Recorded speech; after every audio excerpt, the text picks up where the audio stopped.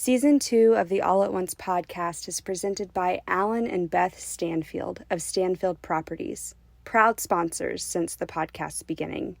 Contact Alan and Beth Stanfield for all your realty needs. They're the actual best in every way. Whenever he starts feeding into that, well, you're crazy. I started to believe it. Well, maybe this is all in my head because I've seen my brain blow things out of proportion. How you grow again, the garden from the dirt. This is the All at Once podcast for women and those who love them. I'm Kelly Browning. And I'm Sarah McDuffie. We are God's image bearers, exploring ways religion has been distorted to silence the marginalized and to justify abuse. We are Christians seeking to comfort, heal, and free people from the pain caused by our own religion. We carry much, like all of humanity, all at once. To God be the glory. We want you to know that our show is not for little ears. Also, the content we cover may be triggering for those who have experienced trauma. The people we interview present ideas that we align with, and they also present ideas that make us uncomfortable. I invite you to join us in this discomfort as our views, opinions, and experiences are challenged. So, take what is good and beneficial for you and leave what isn't. Here we go. I'm Sarah McDuffie, and today we are interviewing Kelsey Golz, who wrote and published her survivor story, Refuse to Be Silenced, which is available for free online at refusetobesilenced.com. Thank you for having me. So also with us is All at Once producer Kelly Browning. Yes, and I am so excited to be taking a back seat for this episode. Sarah is going to be leading it, and I am just excited to see this magic happen between Kelsey and Sarah. So each season, our goal is to have one episode of a survivor story because survivor stories are just really important for shedding light on abuse and how it happens, because people just don't really have that inside scoop into like what are the dynamics of abuse and how does it happen to people. But survivor stories really need to be told because other victims and survivors find validation and healing and hope through them. And also because others, helpers in our lives, can begin to understand how abuse happened and how to recognize the signs of abuse in people that they love so they can support people through those abusive situations and help protect victims. Kelsey, you have already done the hard work of writing out and sharing your story. Can you tell us about why you chose to do that? Anytime I've gone through anything in life, the good, the bad, the ugly, I've always turned to writing. And my faith is something that has always been extremely important in my life. And writing has really been the way that I felt God has communicated with me. And so whenever I found myself in a situation I never thought I would be in, it only made sense that the healing would come through writing. And so I did not initially start writing thinking I was going to end up with a book. I really did think, okay, if I can get these words out of me, I can process them and deal with them and maybe reflect in a way that I can't just internally, because at the time I couldn't even talk about it. It was definitely the most difficult thing I've ever done, but I made the decision to share my story in a way that was accessible to anyone who needed to read it. And so I put it out there. Of course, there was some expected repercussions of that from the people you would expect, but there was also so much beauty that came from it. It was just so worth it because I was able to not just help others who were in abusive relationships, but some people took from it the way that I expressed my, anxiety, depression, like talking through that. And then also my faith walk and hearing others come to Christ through my story was definitely the most rewarding part of the whole thing.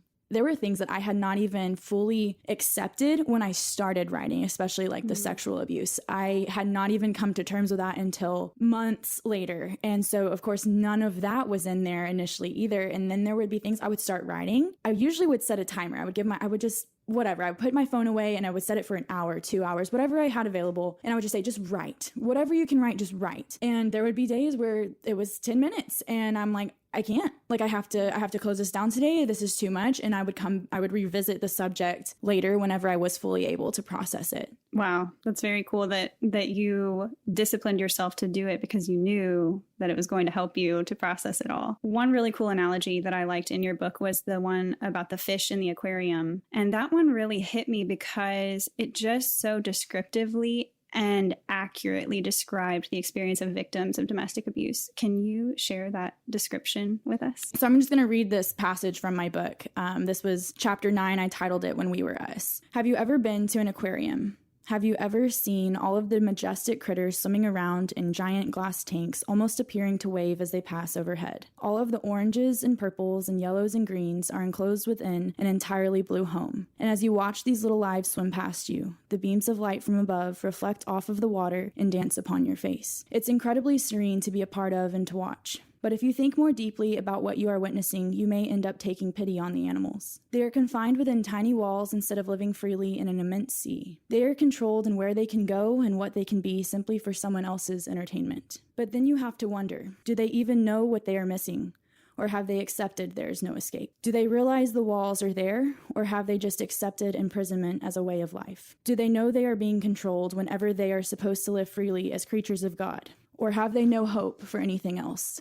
And then we must reflect on ourselves, the people who come piling in time after time to look at them. Without us, they would have their freedom, or perhaps never lose it in the first place. But because we keep feeding into what we are told is okay, we ignore what we know in our hearts is not okay. Sometimes we are the ones in a glass cage, restricted by others' expectations for us. We lose hope for a better life, and we lose sight of who we really are. But we feel as though there is nothing we can do to get out. Then sometimes we are the spectators watching it happen when we know it is wrong. So which ones of us will break free? Which ones of us will speak up? That spoke to me very powerfully when I read that, because I've had the same experience and I was like, that's what it felt like. That is what it felt like. When people think of abuse, if they haven't experienced it or if they haven't had a loved one who's experienced it, they typically tend to think of like overtly aggressive behaviors, which definitely happens. People don't realize that the underlying factor, the underlying dynamic in that relationship is a control issue. Can you talk about the control factor in your relationship and how that played out? Abuse does not, or finding yourself in an abusive relationship typically does not happen overnight. You know, there are things that lead up to it that at the time it's like you may recognize it as red flags and you may not, but you choose to ignore them for one reason or another. And so you end up being conditioned until you get to a point where you've been so broken down that suddenly you feel like you're in it too deep. Like I can't get out. This is the way my life is going to be. Really with my situation with my abuser, he was someone I loved. He was someone I trusted. He was not an attractive guy. I mean, I really did when I met him. He was not very cute, but I thought he had the most beautiful heart. And so that's what I think I held on to too, I didn't choose the typical arrogant guy. Just over time, I just started to see things break down. In the beginning, some of those things were getting upset for me not being available when he was available, or lying about things to me that didn't and shouldn't have mattered, like my family, spending time with them, texting anybody, like all those things just started to break down. Me working out, like I lost a bunch of weight at one point, like 20 pounds. And it wasn't until I lost the weight, he started like hitting my stomach and being like, oh, my little chunky monkey. So it's just like anytime that I seemed to get confidence, or if I ever got attention from another guy, it would infuriate him. And then he would try to find a way to start to break me down, but without me entirely realizing that. But it also came down to a lot of gaslighting, which was he would do something and then say he didn't. And he would yell, and I would be locked in my bathroom for 2 hours in a ball on the floor crying. And I would come out and he would say, now, why did you make me do that? And then the next morning it would be, well, I was never arguing. That never happened. Yeah. So then you start to question your own sanity. And me, someone who's medicated for anxiety and depression, sometimes that is a struggle for me, is figuring out what is logical and what is my anxiety. Whenever he starts feeding into that of, well, you're crazy. I started to believe it. Well, maybe this is all in my head, because I've seen my brain blow things out of proportion in the past. Yeah, I'm so sorry that happened to you. It's a very confusing and disorienting thing. And to have that feeling that you cannot trust yourself and your own perception of reality is a terrible feeling to have. I'm just so sorry that you experienced that. Thank you. Well, and that was another thing that I say this to people a lot, is the whole situation that I went through. One of the things that was the biggest struggle for me coming out of it was not just not being able to trust men. It was, I no longer trust myself. I no longer trust my judgment. Yeah. Because here I thought I picked the good guy, and I was so wrong. You described your ex as wearing a mask. Yes. Can you talk about what that was like? So I have called my anxiety my dark monster for quite some time. And interesting enough, he also obtained that nickname from me in my mind. He was also my dark monster. And he was the nice guy. Everyone seemed to love him. And that's what drew me towards him in the first place. That's where I say he was wearing a mask. He was putting on one face in the public, and we would come back and behind closed doors, he was a completely different person, which only adds to you as a victim not feeling secure in coming out and sharing your story, because what you're about to tell people does not align at all with the way they view this person. Right. So it just adds to that element of, and being told that, well, no one's ever going to believe you, because they know what they're doing. They know the perception they're creating with everybody else, and they know how vastly different who they truly are is whenever they get to a place where not everyone's watching, where the eyes aren't on them. So that's where I said, like, with the mask, he was a different person when I first started dating him. That's where I say you never date the guy that is bad to you in the first place. You date the guy who's sweet to you, who goes out of his way, who sweeps you off your feet. And once he has you in a place that he feels comfortable, that's when the true person comes out. And that's exactly what happened. Unfortunately, that's very common too, where like in my experience, it was after I was married. And it was like either a few weeks or a couple of months after I was married that I started to go, oh, okay, there's been a shift. Mm-hmm. There's been a shift in the way this is going. Mm-hmm. I'm not treated well. I noticed these things and I started reaching out for help, and I had that feeling that it's too late and no one will believe me because he comes across as a completely different person to everyone outside of our house. Totally. And I think something like you talking about marriage, and I've said so many times, thank God, I had never ended up marrying him, because I know it's so much harder to get out of a situation when you're married to somebody. But I think that's important to talk about too, is not just the perception they've created for their life, but the perception we've also tried to create. Like, I know for me, it was this, okay, I have this happy life. I put so much of my relationship on social media. And one thing that I thought he did for me, which was, at the time I had said, one thing that's super important to me is waiting until marriage. And he had been in full support of that seemingly in the beginning. And when he gave me a promise ring, that really solidified that he was in that with me. Yeah. And it also pretty much said, this is the person I'm going to marry. And so whenever I've put that out there and everyone was so supportive, I think it added an additional pressure of everyone expects this to work out. Everyone sees this as a happy relationship. So whenever things started to break down, it made it harder, because I felt like, oh my gosh, people are just not going to see this coming. But I didn't see it coming. And I'm a failure. Yes. This failed. This relationship failed. Yeah. And like, I've always been a perfectionist. I was the child who cried over missing one question on a test. Like, that was me. And so I think I saw the entire breakdown of the relationship as a complete and utter failure. And that was something that I wasn't ready to accept. And I didn't want others to see weakness. So that made it really, and instead of seeing getting out as strength, at the time it was, well, you've allowed this to go on at so long at this point, that how are people going to look at you differently? And again, are people even going to believe you? And what's going to be the perspective? It's all about that. How are people going to see me? How are people going to see him? What's he going to do? There's all these questions to where it just makes it hard to get out. So you just become more complacent with, my life isn't going to be good. Well, and then also, like you talked about, like it was important to you to wait until marriage, and he acted like he was going along with that, but then at one point he didn't anymore. The way that they kind of set that up is that in some respect, they kind of feel comfortable with the fact that you're going to stick around because you kind of feel obligated to at that point. Yes. Once you had gone there with him, I'm sure that, I know for me that's what that would have felt like for me. Like, I'm in this. Yes. I have to stick with this now. Yes. So it's this double whammy of, we've set up this social expectation that our relationship is good and wonderful. And if I just suddenly end it out of the blue now, I'm going to look crazy. But also, I feel kind of morally obligated to make this work. Absolutely. And you just as a human, like, take morals out of it. We make expectations for ourselves all the time. And so you start to get a picture of what your life is going to be like, and it's hard to veer from that. Yeah, so for sure. You get married, you think this is when you made that vow, this is the person. This is the person I will spend the rest of my life with. Otherwise you wouldn't have agreed to marry them. And so it's when you feel like, oh my goodness, you see that crashing down. Yeah. It's awful. Yeah. So let's talk about red flags. Okay. Early on in the relationship, because I know when I was reading your book, I noticed that you kind of noticed some red flags. I did the same thing. like there were red flags and we kind of noticed them, but we justified them or just pretended like it, this was a one-time thing, or this wasn't that bad, or he's maturing, he'll grow out of this.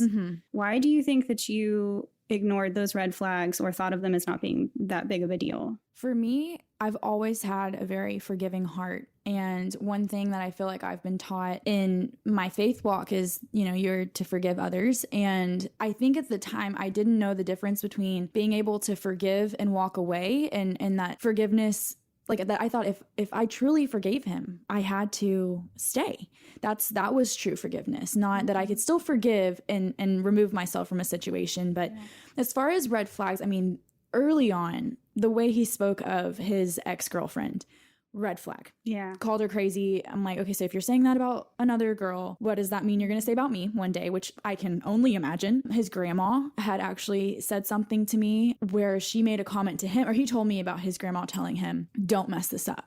Yeah. And I thought that was unusual, because why are you warning him about that? Why has there been past behaviors that have shown you that? One thing too was, as far as the physical, the sexual abuse that ended up occurring later, again, I had hard boundaries. My parents always had rules when we were growing up. Boys did not go in the bedrooms. We had a curfew of 11 o'clock. You were not allowed to go into a boy's house without his parents being there. And I always respected rules, because to me, I was always a rule follower. So when I got to college, I still had the same rules really for myself. And I remember him, this was early into dating, him staying over. One night he said he fell asleep, and I tried to wake him up, and I'm like, you fell asleep. This is not you're not supposed to be in my bed. You're not supposed to be staying with me. Yeah. And it got brushed off. Well, it happened again, and it kept happening again. So then, of course it did. All these other things that I wasn't comfortable with, that I had never ever done, was not comfortable doing, started to happen. I started to be touched places I didn't want to be touched. I started to be asked to touch him places I didn't want to touch. And it just starts to push that line further and further, to where it's like he started to be more like, well, this has already happened. This has already happened. So it never was like thing that I was comfortable with, but it became more about, well, he gets angry and he treats me nicer whenever I just do what he says. So, and that sounds so weak. And I know it sounds so weak, but that's kind of the point that I had gotten to. I don't think it's weak. I think it's something that happens to us. It's a normal response to that kind of manipulation, I think. Of course, we're going to if subconsciously we know that we're going to be treated better if we behave a certain way, and we're going to be treated worse if we behave a different sort of way, it's normal to make those adjustments. I think that's a normal response. It's a confusing thing to sort out. There is a myth that abuse only happens to weak people. And there has been a lot of conflict and gaslighting in my family, because they cannot accept that I was abused because I am strong. So therefore I am a liar. It didn't happen. When the opposite is true. Abuse happens to everyone. And I would argue that the people who are being abused, who aren't going away, are also strong. They just haven't found that strength yet. And that's what we hope to do by you sharing your story, is to help more women and men who are in abusive situations to find that strength and to reverse that lie that says, this is happening to me because I'm weak. No, you are strong, and you need to find that strength within you, just like you did. Even if you're someone who's in an abusive situation and you haven't found it within you, or you haven't found an opportunity to speak up or to get out or whatever you need to do, that doesn't mean that you are not strong. It means you are in a drowning situation. You are being strong every day. You're surviving every day. And it is a tough place to be. And it takes, those first steps are so hard to get out of that. Well, I know there was a point, again, I do a lot of writing. So I started every chapter with a poem. That some of them were already written beforehand, and some I wrote specifically for the book. But I would write a lot in class my last year of college, after I had gotten out of the relationship, and I would just process, again, some more things that way. And it's really interesting. I have those journals still to go back and kind of read the ups and downs. But I know, like, something you just said reminded me, I remember writing a piece about the abuse and feeling like I was drowning. I would compare it to that a lot. In fact, I think I have a chapter titled To Drowning, where this person you think is supposed to be like your life preserver. And instead they're acting more like cinder blocks tied to your ankles. Yeah.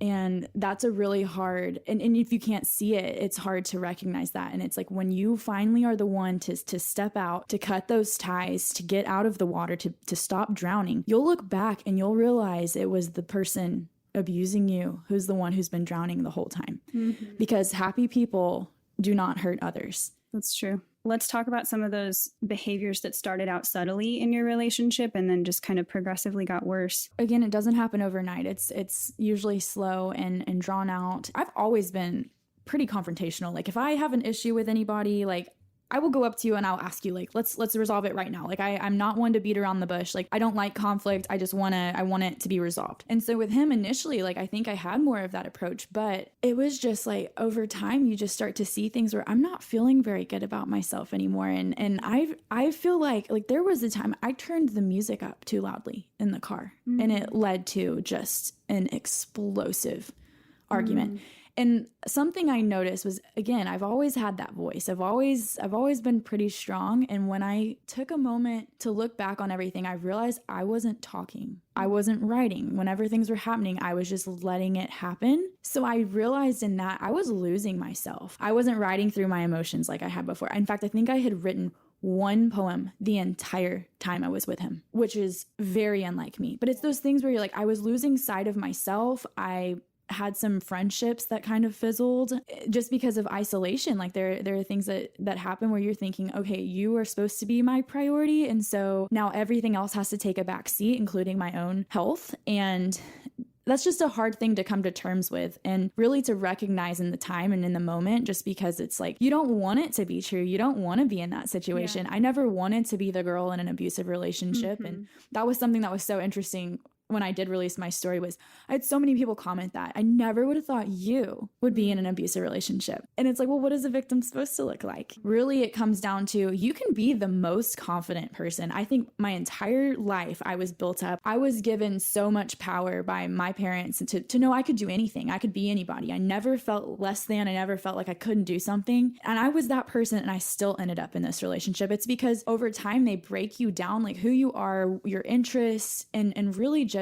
that self-esteem, to where it becomes where you're more like, well, do I deserve this? Is this happening? And it's not totally crazy that anyone can be an abuser, right? Because they're everywhere. And if you just look at statistics, it's like, you know somebody. Yes. You know a man. You know someone who's been a victim. You know somebody who's been an abuser. It may be that friend. It may be your dad. It may be, you never know. I think, that's something we've really got to unpack and talk about, is that non-physical abuse is very real and very damaging. You're kind of groomed totally to accept more and more mistreatment until the really bad stuff starts to happen. Mm-hmm. And you feel like at that point you don't have a voice to speak up. Yeah. And you can't do anything about it anymore. And I would say, like, arguably all things that are bad happen outside of Christ. And so for me, all of the bad, the evil that was happening, that was not Christ. And the only reason I got through everything that I got through was because of Christ. I think that really one thing, in fact, leading up to me knowing I have to get out of this, was I came home, walked into church, the sermon and the song playing even was all it. I just knew God was talking to me. And I felt like that truly is what empowered me to get out. And when I looked back on those situations, when I was able to reflect, I felt alone through so much of the abuse, but I was never alone. It was because he had distanced me from God, just like he had everybody else. And so I wasn't able to see that when I was on the bathroom floor, God was there. Whenever I was being yelled at and crying in bed as things were happening, God was there. He was holding me. And the evil that was happening wasn't because of God, but in spite of him. I have to give complete credit to my faith, because I don't think I would have survived the situation without it. Though I had a different experience with the Christian community that was around me and how they respond to me reaching out for help, where like non-physical abuse was not considered like valid abuse. That was coming from people. What became clear to me through my relationship with God was that God saw what was happening, and God saw my distress, and he cared. Yes. Even if the church was failing in this area for me in that moment, God still saw and he still cared. And ultimately, I had the same experience and the same feelings and the same knowledge that, what God wanted for me was not to continue to be abused. Yes. Yes. I actually heard this sermon. We did a whole series recently and it really stood out to me. So there was, I've always thought of every single thing in the Bible, everything makes sense, except there's one thing that kind of has always felt a little like, why did he say that? Was when Christ was crucified and he says, Father, why have you forsaken me? And I thought that just seems, who am I to question God? But that seems out of character. And as we were going through this series, one thing that was commented on by our pastor was, that is because in that moment, Christ took on the sin of the world and God cannot be in the presence of sin. Yeah. So like where there is evil and people, we are flawed. So like my abuser is flawed. Do I still think he is absolutely redeemable? I do. Mm-hmm. And I think there's beauty in that because I don't think there's one person. As hard as it is for us to accept that, and I think that was one thing that was so healing for me, and that also came from a sermon, was pray for those who have hurt you. I literally could not say the prayer. And finally over time I said it and I didn't really mean it. And I kept doing it and eventually I meant it. And I was praying every day for him and for his new girlfriend who eventually became his wife. And I still think of her and I still pray for her pretty frequently and for him. And so I remember laying there and I was not sleeping. I was just crying all night. I would have such bad anxiety. And I just prayed like, God, just please, like, I just need to feel you. In that moment, I literally felt like I was wrapped in his arms. I just felt it. And it's like in those moments of peace where it was just pure peace. In fact, Bree and I, my best friend and I, had gone to Galveston one night. This was right after all of that happened, with getting out of the relationship and finally talking to my parents, to her, to my sister about everything a little more detailed, still not fully. One of the things we would do in high school was we would just drive down to Galveston, go to the beach sometimes just for the drive. We would literally get there and turn around. And it was usually had the music up, jamming out. And so we did that because she knew my best friend is struggling and and I was. So we needed just a happy moment. So we got in the car, rolled the windows down, headed down 45 and blasted music. And we're singing like, sound like I'm sure nails on a chalkboard. But we got down there and it was dark already and we parked on the beach. And I said, I really had been praying, just God, please give me peace. Please give me peace for pretty much every day since I got out of that relationship. In that moment, I just felt nothing but peace. And I knew that was a gift. I felt him in the stars. I felt him in the ocean. I felt him sitting in the sand next to me. There were still hard days ahead, but I held on to that. God is with you. That's powerful. So one thing that you kind of touched on was how your abusive ex, his relationship with you started to kind of change your relationship with God. Mm-hmm. And how you viewed yourself and how you viewed your relationship with God. And I experienced that exactly. Like, that's what I would say. That was the hardest thing about what I went through as part of that emotional, psychological manipulation, was that it changed how I viewed myself in relationship to God. And it changed how I viewed God. Can you talk a little bit about the changes that you noticed in yourself and the changes you noticed in how you viewed yourself and God and all of that and how that played out in your relationship? Oh, yeah. So I feel like I've always had so much confidence in who I am. Not necessarily, I mean, I have insecurities, believe me, like any woman especially, but I've always been so firm in this is who I am. And it's because of Christ. Like, I know who I am. I know what I stand for. I know where I'm going, and I'm good with that. So when the relationship started, he was not actively going to church, and I was. And I said that was something that was important to me. I said I would never date a non-Christian. And so he told me he was, but he really didn't have a relationship with Christ. Like, he said he was a believer, but he didn't really have a relationship with Christ. But he wanted to. And he thought that maybe I had been put in his path to help encourage him, which is really what I didn't want. I wanted somebody to be able to push me in my faith, just like I have always pushed others in theirs. And so he started going to church with me, and I loved that, and started praying with me, which, oh my gosh, like, again, I'm like, okay, we're on a roll. This is what I've been wanting. And then it was like he got comfortable. And again, like all of the other things he was doing that were nice for me, once he got comfortable, he stopped doing the things he didn't actually want to do. And one of those things was pursuing a relationship with Christ. So not only did he stop praying and going to church and really wanting to talk about God, because I love talking about God. I love having conversations about God. It was he wanted me to stop doing those things too.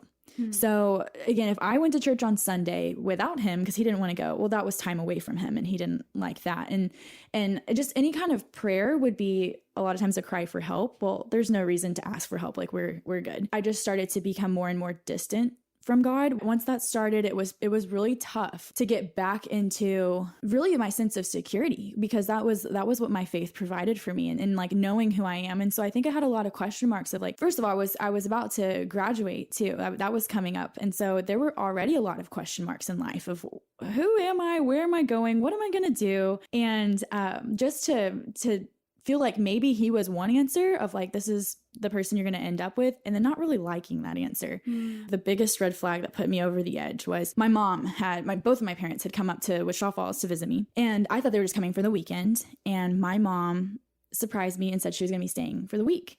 And I was so excited. And then we were going to leave the next weekend, and I was going to ride home with my mom. And that week turned out to be an absolute hell for me in my relationship, because he could not stand that my mom was getting my time.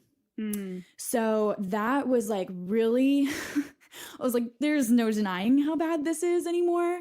And he would be sitting in the same room as us. Yeah. Like we were trying to watch like The Bachelor, Right. you know, like something clearly he's not interested in, but of course he had to be there, and sending me just hateful messages from across the room when my mom's sitting right there. And so I think I knew like at that point, okay, this is really not good. And I got home and I was around my family and I was around my friends. And I think it helped me see this is love. Yeah. And what I'm going through back there, that is not. And really, in my belief, God is love. Like, God is the ultimate love. And so for me to be able to connect and go into church and have that feeling of he's speaking to me right now, Yeah. I think that's really what opened my eyes to this is what a loving relationship is like. And this is what you're in right now is not that. Yeah. And so that's what really kind of empowered me. And not just that, but to know I am away. I'm physically away. I'm 400 miles away from this man. And I feel safer. And then ultimately, with the whole ending of the relationship, it was finding the out to make him feel like it was his decision and that he was the one in control in order to maybe make it a better, smoother out for me. Tell us about the first overtly abusive episode. What was going through your mind and what was your reaction in that moment? I had just been asked to write an article for my school newspaper about what it's like to be a Christian in college. And in that article, I specifically wrote on waiting for marriage, and that I was so lucky to have a man who was supportive of that. Well, I think he'd probably been telling his friends something different. And so when that came out, I think it really upset him. Yeah. So that night we got back to my apartment. I was brushing my teeth, taking my makeup off for the day. And I had just said, I really want to just kind of get out of this rut we're in. Like, again, I'm looking for a solution because I know things aren't bad and I want to blame it on other things, right? But I asked, maybe if it's just us going for a drive or like going out to eat instead of just ordering in every day, or like just something where maybe I just wanted a connection. Like, I just wanted to get back to like why I fell in love with this man in the first place. It enraged him. Because I guess to him it was, what's going on right now is not enough for you. And so he just started yelling, you bitch, over and over. And it was like, I literally in that moment saw a different person. And that just started a string of insults and just, it was awful. And I remember sitting there, because at that point I had come to sit next to him on the edge of my bed when I struck up this conversation, and he had stood up and he was standing in the doorway, and it was just like I've never seen rage like that on another person's face. And I just sat there and I'm like, is this happening? Like, I don't recognize this person. And I didn't say a word. And he went through his whole thing of yelling and throwing things, and he left, and he ultimately ended it right then. I'm done. You bitch, I'm done. He walked out of the door, and I sat there for a minute, and then I got up and I was shaking, and I went and I locked the door. And I remember because I was scared. Right. And immediately called my best friend. I remember I couldn't even speak. Like, I literally couldn't even speak. I didn't know how to put into words what had just happened. Finally was able to kind of muffle it up. But I don't think I even fully came to terms with it that night. Like, I don't think I fully realized like what just happened. 'Cause I feel like I had truly lost the idea, at least, of someone that I had loved. Yeah. And so I felt like he was gone. And I knew, like, in that moment, I don't think I'm ever going to see him the same way, because he just got so ugly in the things he said and just the insults. And it had already, like, started to happen. Like, there were already some little comments here and there that had torn me down leading up to that. But that moment was like, here we go. Here's the lighter to the fireworks, you know? That is not love. That is not love at all. How did that change the dynamics of your relationship going forward, having experienced that fear and knowing how far his anger could go? The next day, he wanted to meet up and talk about everything that had happened. And in his mind, it was a moment of weakness in him. And in my mind, I was like, I don't know what the hell just happened. Like, I don't know how I'm ever going to see you the same way. At that point, I thought that was it. I thought, I'm never seeing this man again. And I had shared with Bree, and I had shared with my mom, and I had shared with my sister, and they were all very honest with me. And even my dad, I remember my dad saying, of all of the years I've been married to your mom, I have never spoken to her that way. And we've gotten mad, and I have never spoken to her that way. Yeah. So I think just trying to make sense of it all, I still had a conversation with him. It still didn't add up, and it seemed like he really was sorry, but it didn't. It just, I saw him completely differently in that moment. And then couple days, I think it was literally 4 days went by, and I was trying to make it work. And essentially he was like, it's been enough time. Like, you need to get over it. And I think that's what really started to make me feel like, okay, like, even though everybody else is telling me, nope, be done with this guy, like, this is not a good sign at all, I loved him. Yeah. And I was still hanging on to all of the good, because there was a lot of good. And I think that's something that maybe we don't talk about a ton, but it's not all bad. Like, there were so many beautiful memories with him. Yeah. Now, was it actually him, or was it the version he was presenting? You know, that's a different question. But there were things that I cherished. And I think I had, in my mind, created what our life was going to be. And so to see that all crashing, it was something I wasn't ready to let go of. And so we got back together, and it was probably a week, I believe, maybe 2, that the next incident occurred. And it was shortly thereafter that the sexual abuse really started. It's crazy how it, like, escalates once it's happened. It's like, once the secret's out, once you know what they're really like, it just escalates from there. And it's very scary. It's a scary thing. And I'm just so sorry. It's hard to even say the word rape, you know? Yeah. So, Kelsey, a couple of themes that I saw in your story that were so similar to my experience were the themes of pressure to do what he wanted. And that can kind of take the form of, like, either coercion or manipulation. So both of those things I experienced as well. So for me, there was a lot of pressure on a daily basis just to go along and to do what he wanted to do, or accept things that I was uncomfortable with that he wanted from me. And along with that, there was also pressure, like you experienced, to get over abusive episodes quickly, to quickly forgive. Can you talk first about that you would experience an overt abusive episode, and then it was like there was this expectation that you only get a certain amount of time to, like, have feelings about this, and then you need to be over it? When I got out, or whenever he broke up with me that first night when he had that whole explosion, and then we ended up getting back together, it was astonishing to me how quickly he wanted to move on from it, as if it wasn't a big deal. Well, for me, it was a very big deal. Like, I was so taken aback. I felt like I'd been in a fight, you know, like a physical fight, but it was on my heart, and I was not able to get over it. And that upset him. It upset him that I wasn't able to make things just go right back to normal. Well, things were never going to be back to normal after that. And I think part of me telling my mom, telling my best friend, telling my dad, telling my sister, and having literally all of them say, this isn't good. I mean, we love you. We support you no matter what, but we do not think you should be with him. So for them to say that, I think when I did decide to get back with him, and when the abuse did end up continuing, it was harder to share in the future, because it felt like, well, they were right and I'm the idiot here, you know? Yeah. Anyway, we go through this whole process of months of abuse, and again, escalation. And I think there would be nights where I would be violated literally in tears, just looking at the wall while it was happening. I would wake up the next morning and he would be great. And he would be nice, and he would make me breakfast, or he would do something kind, you know, for me. And so it was hard to decipher who he was, what his true intentions were, if things actually happened, because he would tell me that didn't happen. That did not happen. I didn't say that. And so I started, and I actually had it, and it was very helpful for my book.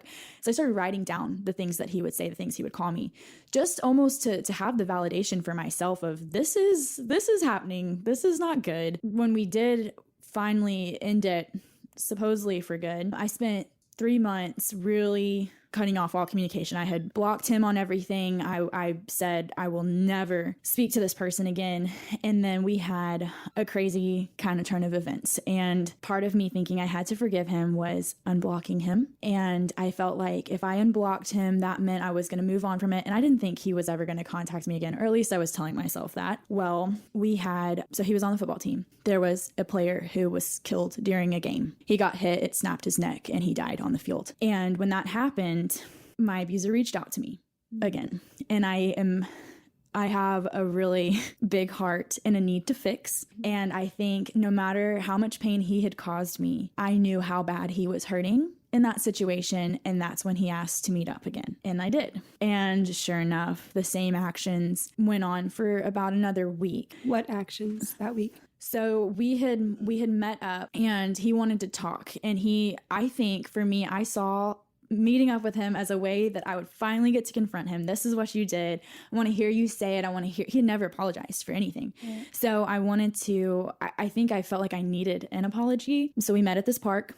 I asked for a public place because I did not feel secure meeting with him privately. He walked up, and I remember he tried to give me a hug. Again, act like things were fine and normal. And it was just so bizarre for me. Like, I don't feel good about you. I haven't felt good about you. I've realized in the last 3 months kind of some of the things you've been doing. But I sat down and I had a conversation, and he just started with, well, how have you been? And we started to talk, and we eventually got on the fellow football player. And then I was actually able to sit and say, what you did was abusive. The things you said, and I listed, and some of those things were you're fat, you're ugly, you're worthless, you're stupid, you're crazy. I was able to say, like, this is what you said, this is abusive. I've talked through it, and this was not okay. And he was like, you're right, it wasn't okay, and apologized and said he had worked a lot on himself. He started going to church, that he was not that same man. Over the course of the next week, I had heard, this is ultimately how I found my out, was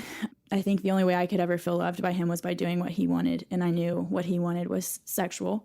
I didn't want him to hurt. And so we had a night where I met with him. It was like 3 a.m. and had gone to a park and was sitting out there, and I just was crying. And I was like, I just don't know how to look at you. And he was just like, it's okay. And just like started kissing me. And anyway, found out literally it was the next day he was with somebody else. It just was, I think, really the last thing that I needed, though, to solidify, like, this is it. This is the end of the rope. He is not going to change. I don't know why I ever, other than I had initially met with him, I think, for the apology to confront him. And I realized he just did something to me where, like, I did not feel in control ever with him. Like, I felt like every time I was around this man, I lost myself again. And so I knew no more talking, no more chances.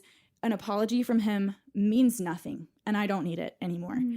And so that was really kind of the ultimate end all of the relationship. And then the fallout from that was pretty substantial, and him being on the football team, the captain of the football team, definitely made a difference as far as the power imbalance, because he was a star. He was plastered all over all of their marketing materials, and he had a whole team of guys. And when you break up with an athlete, you're not just breaking up with the one person, you're breaking up with the team. And I definitely felt that. And I had football players banging on my door in the middle of the night. I would walk into our student center. I would have guys call me terrible names, or I had people sending him where I was. He would show up at soccer games that I was at. And it was just a few months, even though he was with somebody else, it was like he could not stand that he no longer had control over me. And that drove him absolutely insane.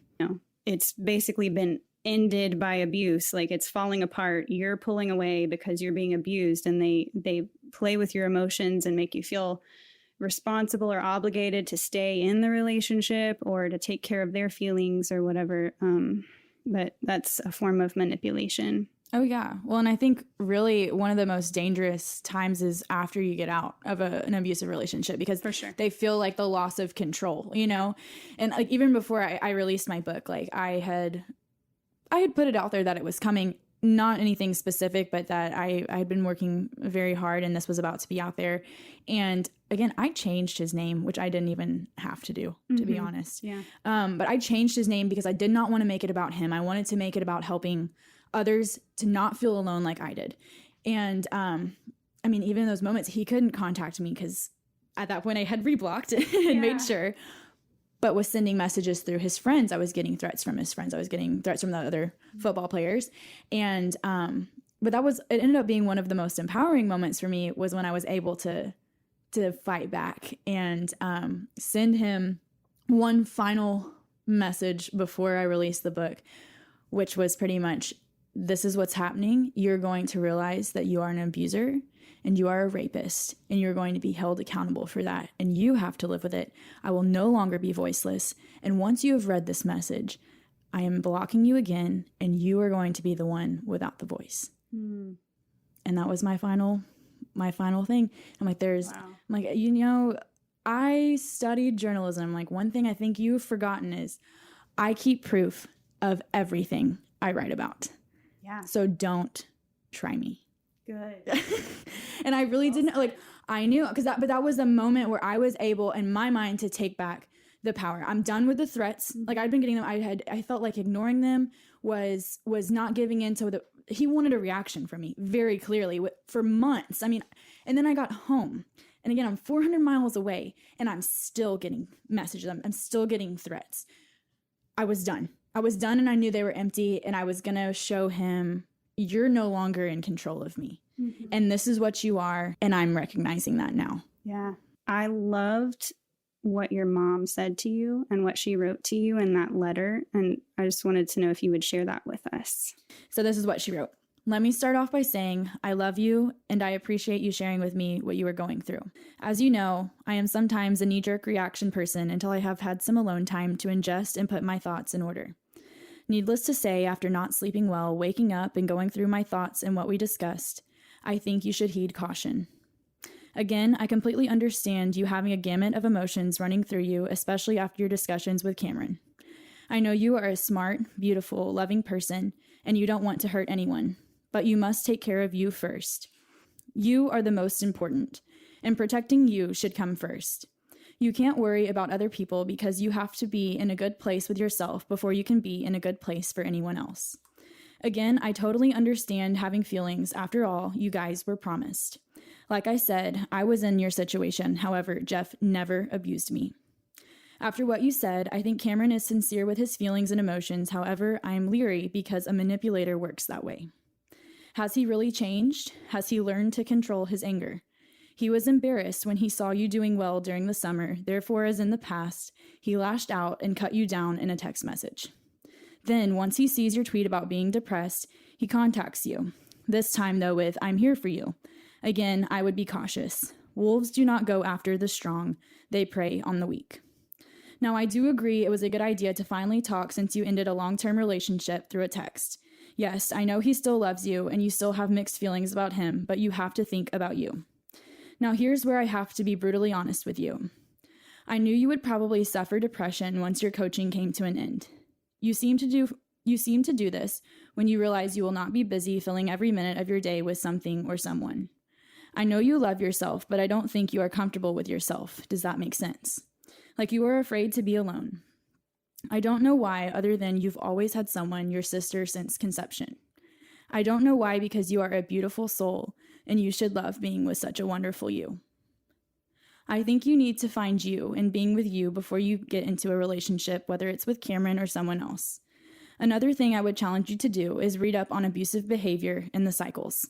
I read a good article on psychological manipulation, and there are many, many other articles and information out there. I love you, my beautiful, smart, and kind girl. You are precious to me. I will be by your side no matter what. I think the thing with that letter that was so amazing, other than my mom just being literally the most amazing person, is she gave me the freedom of choice. And that was something I think throughout my abusive relationship, I never felt that I had. And so it's like whenever you're a teenager and your mom tells you not to do something, you just want to do it even more.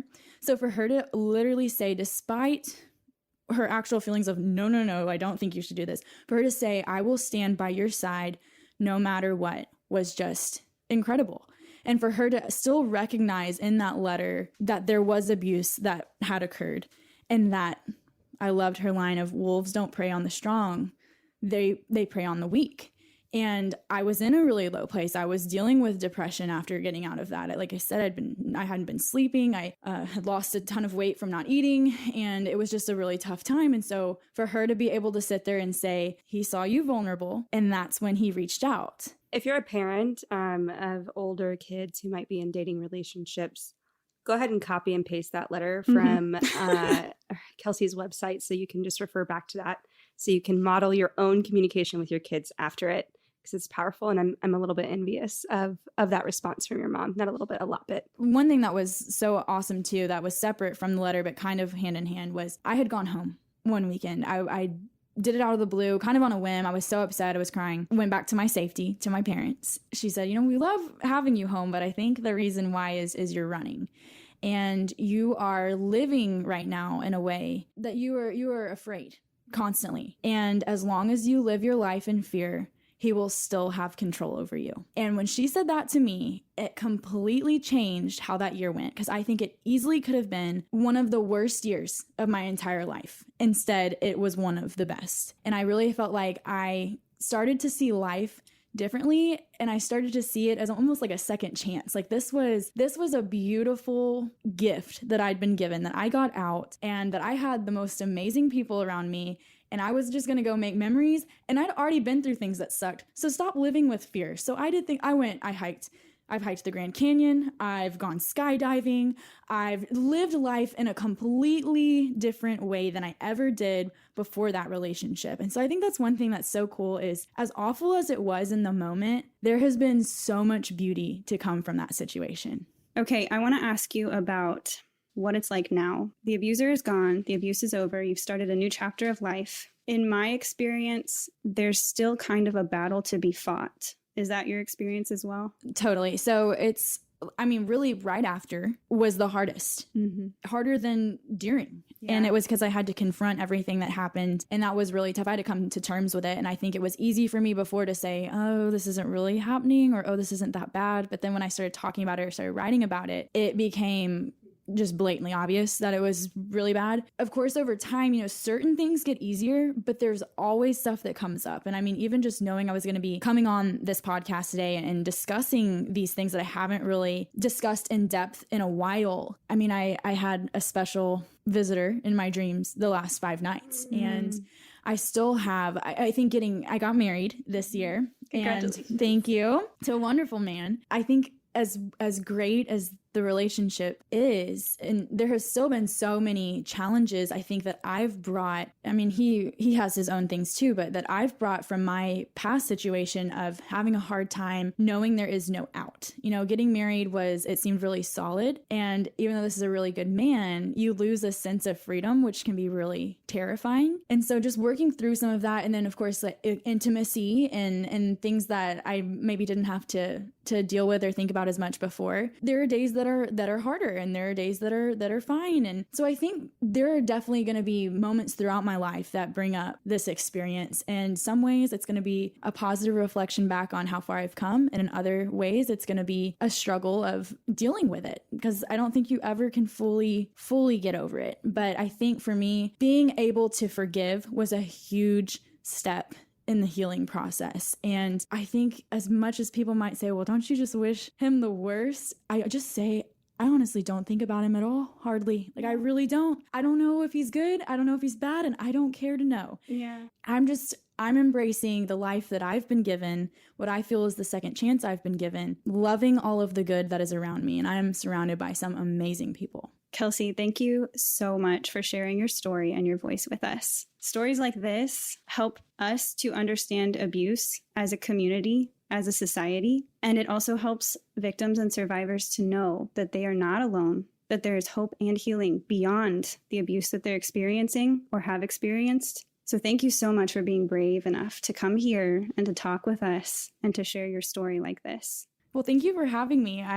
Like I said, the reason I released my book was to be able to help others, and this is just another platform for me to be able to do so. So thank you. Thank you, Kelsey. You are strong and you are healing, and we are very thankful for you and your willingness to speak today. Thank you. Before you go, if you like what you hear, please consider contributing to our podcast via Patreon, which is a monthly giving platform for creators like us. Visit the show notes for details or our website at allatOnce.us. Sarah and I also want to recognize the All at Once team who works tirelessly alongside us. Robin Boren is our marketing director, Molly Bays is our social media manager, Taylor Diggs, our intern, and Maddie Reyna, who designed all of our podcast logos. A special thanks goes out to Alita Caldwell, owner of Funky Monkey, a boutique and shop in our hometown. There are two more people I have to shout out before you stop listening to this episode, and that is Larry's Designs in Friendswood. And lastly, and probably one of the coolest people that I need to talk about, is Kate Short. She wrote the music you hear in response to season 1. Check out her hit single 2 a.m. wherever you listen to your music. Thanks for listening. God, can you show me how to grow?